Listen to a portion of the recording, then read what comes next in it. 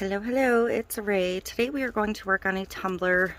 It's a 30-ounce modern curve from Stainless Depot, and we are going to put this decal on it from Butterfly Lane Designs. It's going to be kind of a hybrid tumbler. We're going to do wood grain to the bottom of the curve, then we're going to do camo at the bottom, feathered in, hopefully. That's the goal. So we're going to start with the wood grain. Run your ink on. This one is Tim Holtz Latte. I'm hoping to keep it a strictly light wood grain, but I may add a touch of teakwood just for some extra depth and dimension.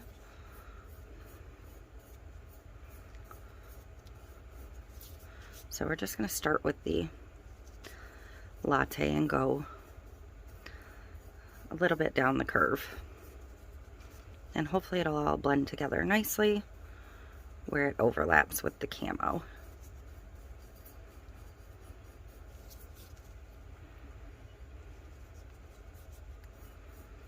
I just use a 1-inch chip brush for my wood grains. Use what works for you. Some people like a foam brush, some people like a foam like makeup wedge. I just find the chip brushes work best for me.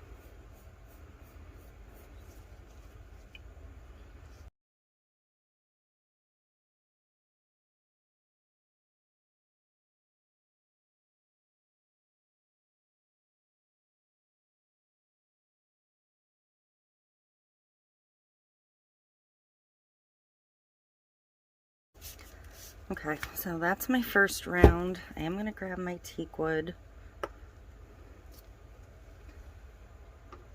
and I'm just going to do a little bit. I'll probably work back and forth between the two colors because I don't want it super duper dark. I mean, the decal will stick out, but I don't want it to be a real dark wood grain for this particular purpose.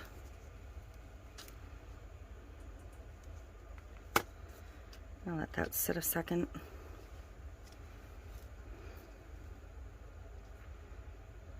Kind of letting it spread on its own and start to dry.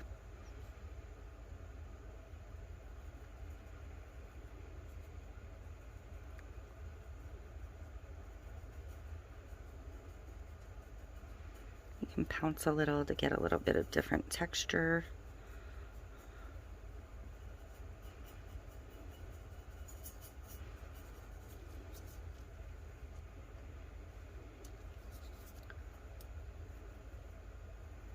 And then if you kind of swirl, you can pull it back in on itself as it dries to get a smaller version of the same.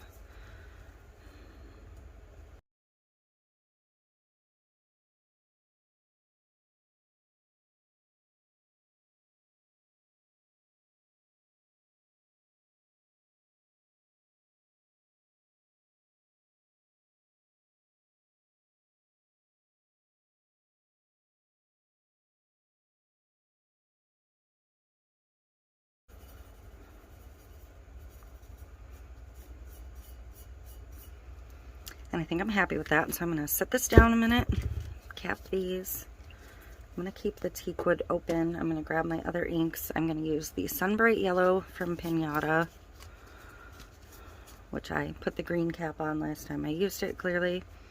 The Rainforest Green.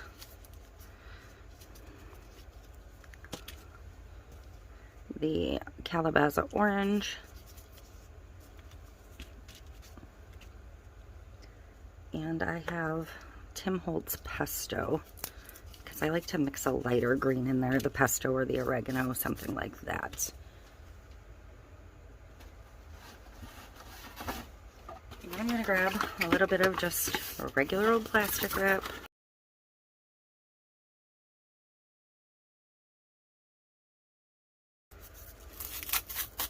Okay, so the bigger piece is what I'm going to start with. I'm going to kind of crinkle it up, and I'm just going to put a couple drops of each on it to start. These colors are all kind of muddy themselves, so I don't like to do too much of the darker colors because they will make a darker color on their own.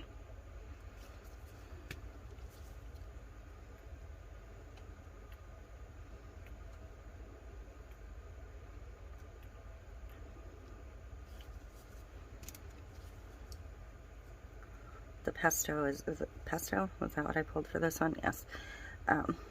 It's the one I'm going to use probably the most of. So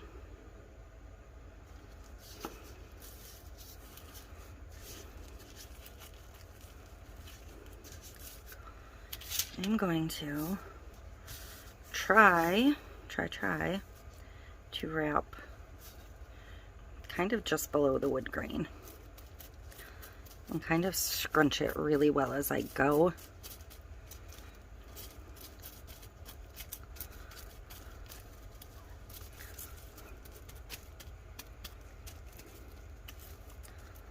I'm going to have one of my little backup pieces crinkled for when I pull this, because it's going to be pretty fluid. And I'm just going to pat that clean piece on to get my texture and spread it. As it starts to dry and become that, can you hear it where it's getting tacky? That's when that's the point it'll start really leaving the texture in the ink.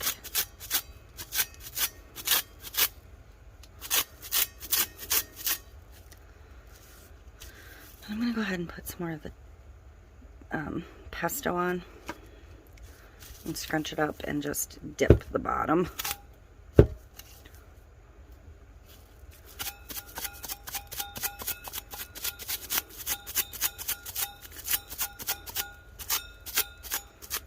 So from here I'm basically only going to work with this piece. I might run this over it one more time, but I'm getting kind of higher than I want in some spots, so I do think I want a little bit more of the teakwood.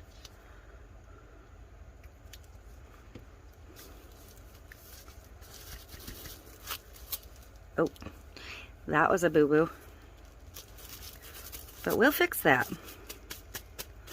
Don't worry. We will fix that.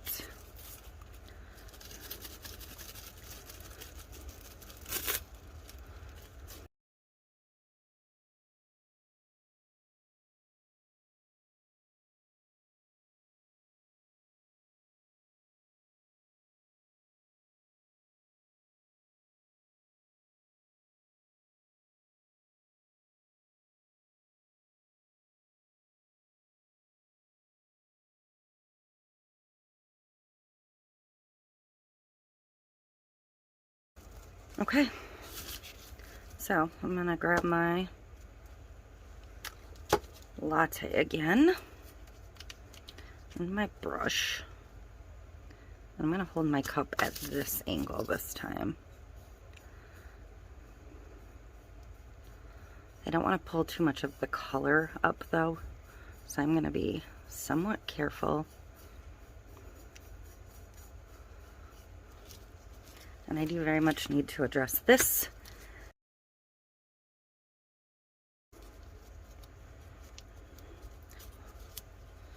I'm gonna like gently wipe it. I'll still have a little bit because the ink will be kind of set, but it'll be fine.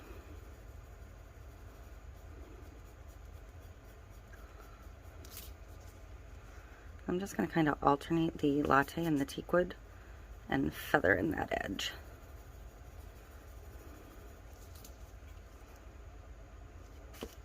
With just very fine drops, if at all possible.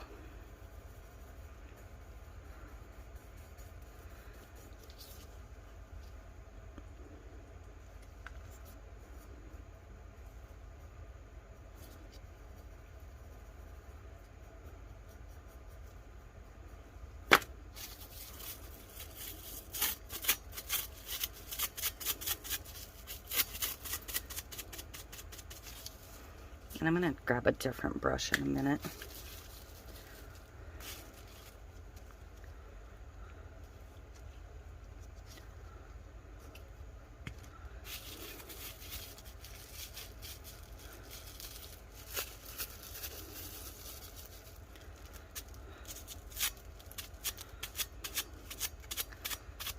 I don't like the way that ended up, so I'm gonna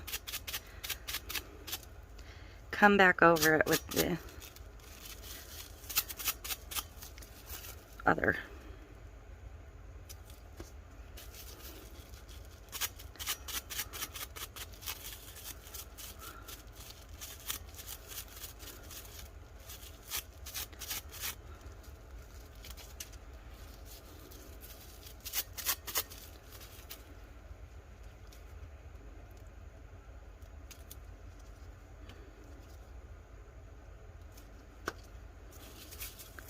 Everything starts to get very sticky.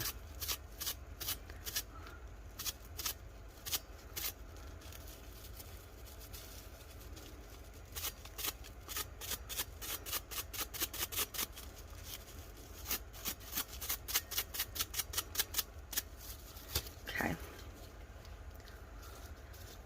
So I'm going to do the teakwood on that spot. I'm going to grab a different brush though that I know doesn't have any of that green from the camo in it.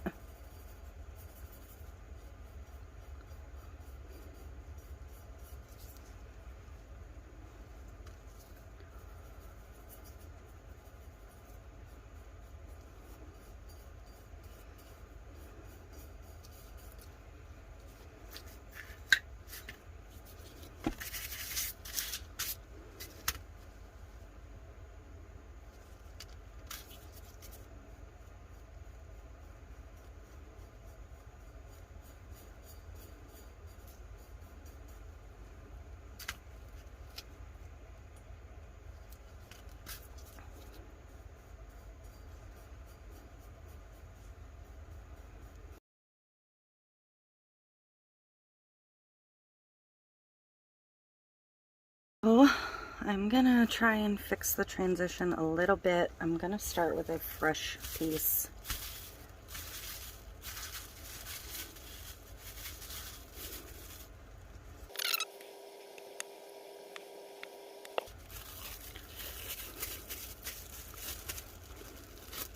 That's actually two pieces. Oops.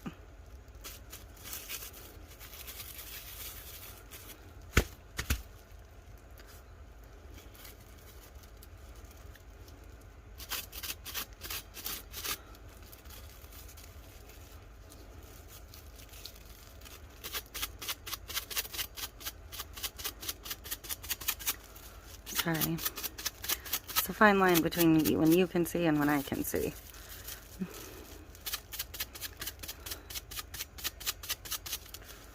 And sometimes I'm the one who needs to be able to see.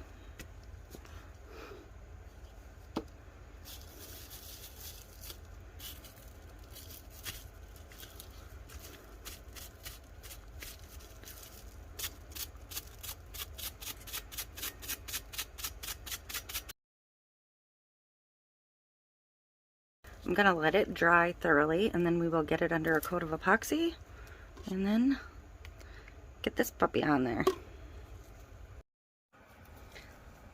Okay, so I am ready to get the epoxy on this. It's pretty chilly today, so my epoxy is bubbly, but it is also setting up quick because it is a fast set too.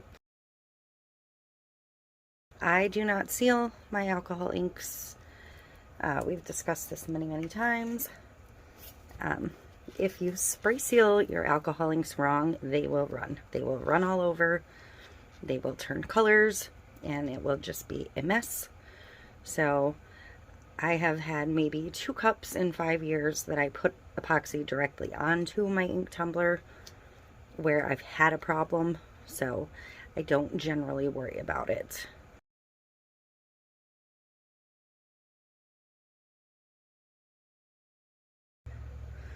So I'm actually using the Amazing Clear Cast fast set for this one. I just finally opened the box the other day. I kind of forgot I had it.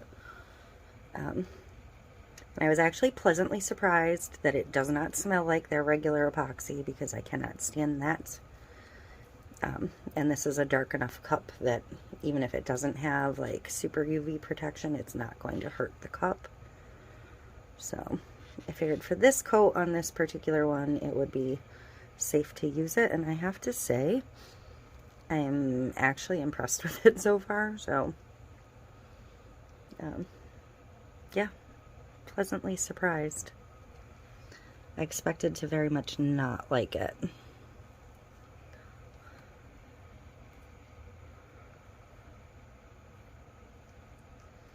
Which brings up a point that came up in comments. Everybody always asks, what type of resin do I use? I get it constantly.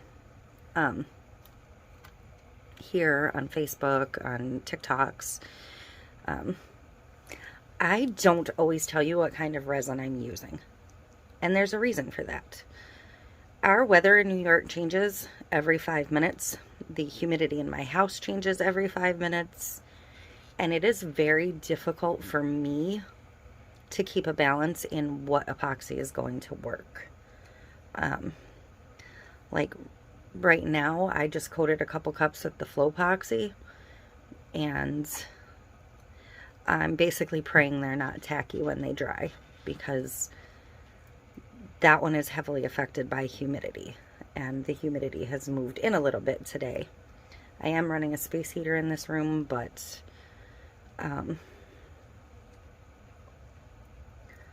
yeah, what I can use and what works for me changes so frequently, and all of these cups end up with different coats of different epoxies. I have cups that end up with 3 coats, and all 3 coats are a different brand. I use what is working for me on the daily.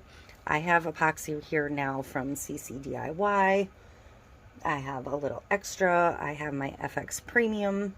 I have this amazing clear cast. I have the Flow Epoxy. I have a little bit of liquidy split that comes out once in a while, although I think I'm basically out of that. I have the new stuff from Alexis. It just really depends on what works for you. I have some somewhere from the epoxy resin store. I think I have a little bit of a sample left of that. I highly recommend you buy sample sizes, or the very smallest size any company carries, and test them out in your environment. Because what works for me isn't necessarily going to work for you. What works for somebody else isn't necessarily going to work for me. So I try my way through so many epoxies, and I switch it up so frequently that I really can't give a solid recommendation on an epoxy at this point. I would hate to say this is what I used on this tumbler. Go buy 14 gallons of it, because it's fantastic. Because this may work for me today, but tomorrow when it snows, it might not work at all. And it's always hit or miss. So I highly recommend, if you're new to epoxy, you experiment, try different things, and if you find something that works steadily in your environment, you are lucky. Like, it's just not consistent here. I'm not going to pay to run a space heater in this room 24/7. I wouldn't anyways, for safety issues. So my room will fluctuate probably anywhere from 55 to 75 or 80 degrees on a regular basis, and the humidity will go from like 0% to 60%. And epoxies do have a sweet spot. Most of the companies will list what their sweet spot is, like this is your working temperature. So I recommend looking at those things and making an educated purchase on what will work for you. But if I'm not always answering what I used, it's because really at the end of the day, it doesn't matter. or I don't know, because I mixed up 100 mLs and went down a whole line. So by the time the cup is done, I don't remember what was necessarily on it. Okay, this is dry and ready for decal. I did clean up my inside and clean up my rim, so I'll have less cleanup after it's done. And I'm just gonna get my decal on.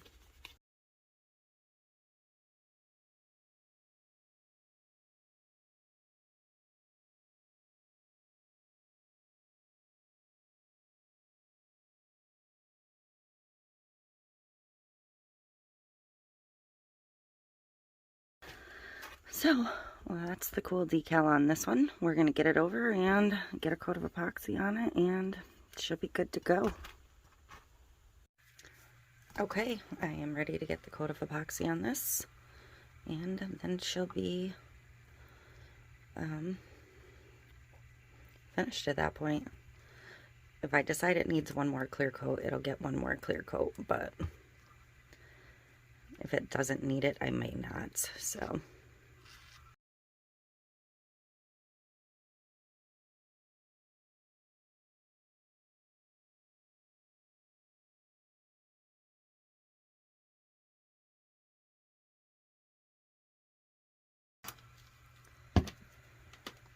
So, well, that is it for this one. I hope you enjoyed it. I hope it gives you some ideas and ways to combine two techniques again.